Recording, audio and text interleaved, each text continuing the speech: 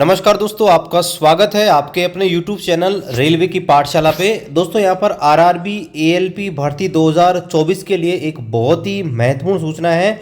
आज की इस वीडियो में आपको बताएंगे कि आपका फॉर्म आपने फिलअप किया है वो किन किन कारणों की वजह से रिजेक्ट यहाँ पर हो जाता है। और दोस्तों मॉडिफाई करने का जो लिंक है कल यानी कि 29 फेब 2024 तक यहाँ पर आपका एक्टिव रहेगा। उसके बाद दोस्तों आप किसी प्रकार का मॉडिफिकेशन नहीं कर सकते।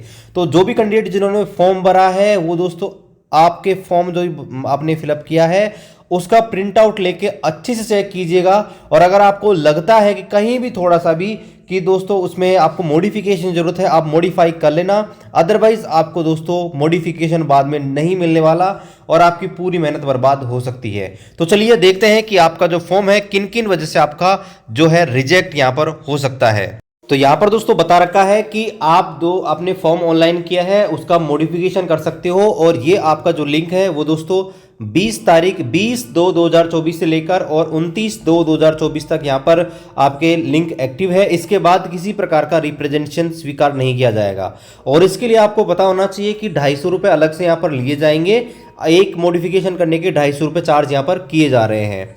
एक चीज और आपको ध्यान रखनी है दोस्तों, आप जो अकाउंट क्रिएट कर रहे थे जब आपने फॉर्म भरा होगा रेलवे की वेबसाइट पर जाके, तो वहां पे अकाउंट क्रिएट करते समय बहुत सारी चीज आपने फिलअप करी होंगी, आपकी बेसिक डिटेल वो दोस्तों आप मॉडिफाई नहीं कर सकते। इस चीज का आपको ध्यान रखना रहेगा। और आप कौन कौन चीजें मॉडिफाई कर सकते हैं, तो बाद में आपने आपकी जो और चीजें यहाँ पर डाली हैं वो दोस्तों यहाँ पर चेंज कर सकते हैं। अब देखिए किन किन वजह से आपके फॉर्म यहाँ पर रिजेक्ट हो सकते हैं, रेलवे ने आपको खुद बता रखा है। पहला कारण है कि आप एक से ज्यादा फॉर्म फिलअप कर देंगे, multiple application for different RRB और सेम आरआरबी। अगर आप अलग अलग आरआरबी से एक से ज्यादा फॉर्म डालते हो या सेम आरआरबी से भी एक से ज्यादा फॉर्म डालते हो तो दोस्तों आपके जो फॉर्म है यहाँ पर रिजेक्ट हो जाएंगे और आपको रेलवे की आने वाली आरआरबी और आरआरसी से भर्तियां हैं उनसे भी डेबर्ट घोषित कर दिया जाएगा। मतलब कि आप फॉर्म जो है भर ही नहीं सकते। आगे यहाँ पर इनवैलिड फोटो यानी कि फोटो गलत डालने की वजह से, देखिए दोस्तों यहां पर आपको एक चीज का ध्यान रखना है, फोटो और साइन दो मेजर रीजन होते हैं जिनकी वजह से आपका फॉर्म रिजेक्शन होता है। तो यहां पर देखिए फोटो जो होनी चाहिए वो ध्यान रखना है पुअर रेजोल्यूशन की नहीं होनी चाहिए, मतलब उसका जो क्वालिटी है अच्छा होना चाहिए। दूसरी बात, फुल बॉडी व्यू नहीं होना चाहिए, यानी कि आपकी जो फोटो है पासपोर्ट साइज होना ही चाहिए। ठीक है, चेस्ट मिडिल चेस्ट तक का आपका ये पार्ट यहाँ पर दिखना चाहिए, शोल्डर्स और आपका हेड।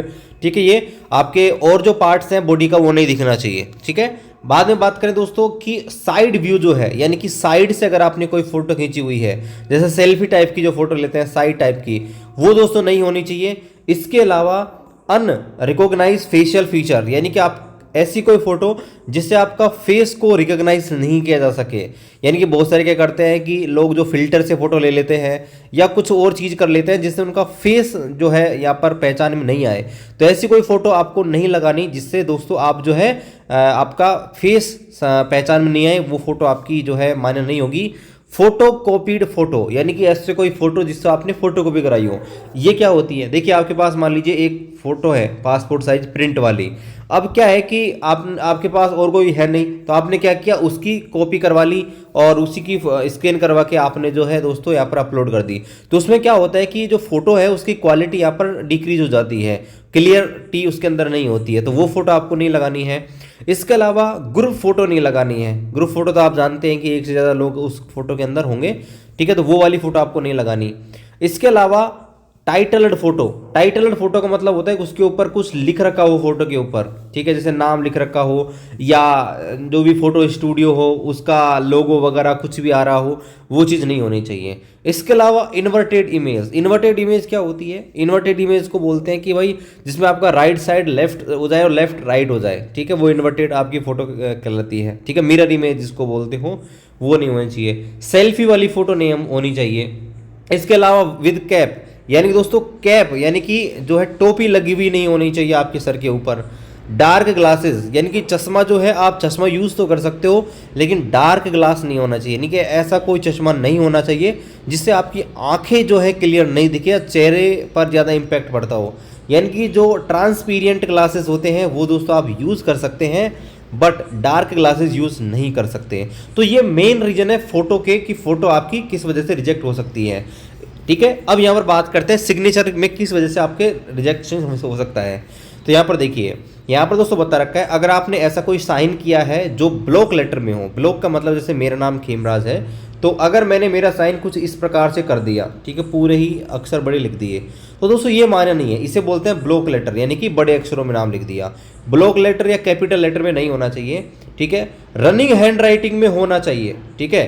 रनिंग हैंड राइट का मतलब जैसे मान लीजिए मेरा नाम खेमराज है, तो मेरे को जो साइन करना है वो कुछ इस प्रकार से करना है, खेमराज, और कुछ इस प्रकार से, ठीक है, इस प्रकार से रनिंग में करना है, चाहे हिंदी में करो इंग्लिश में करो, कोई दिक्कत नहीं है।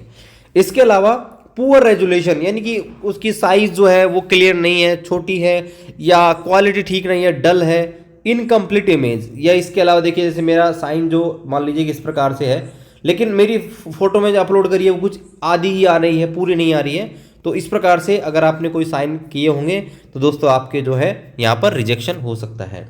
इसके अलावा candidates name appearing in debarred list, ऐसा कोई कैंडिडेट जिसको रेलवे ने पहले डेबर्ड घोषित कर दिया गया, उसका फॉर्म रिजेक्ट हो जाएगा। और इसके अलावा और किसी प्रकार से अगर यहाँ पर कोई भी एलिगेशन है तो वो आपके लग सकते हैं।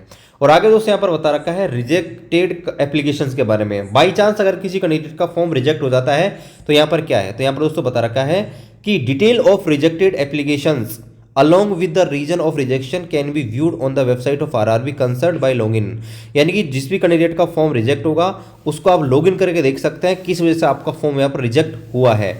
विच will the final and binding and no further correspondence shall be entertain, और ये दोस्तों फाइनल होगा, यानी दोस्तों आपको दोबारा से मॉडिफिकेशन का मौका नहीं मिलेगा। No refund of examination fees will be made, इसके अलावा जिन कैंडिडेट के फॉर्म रिजेक्ट होंगे उनको फीस भी रिफंड नहीं होगी।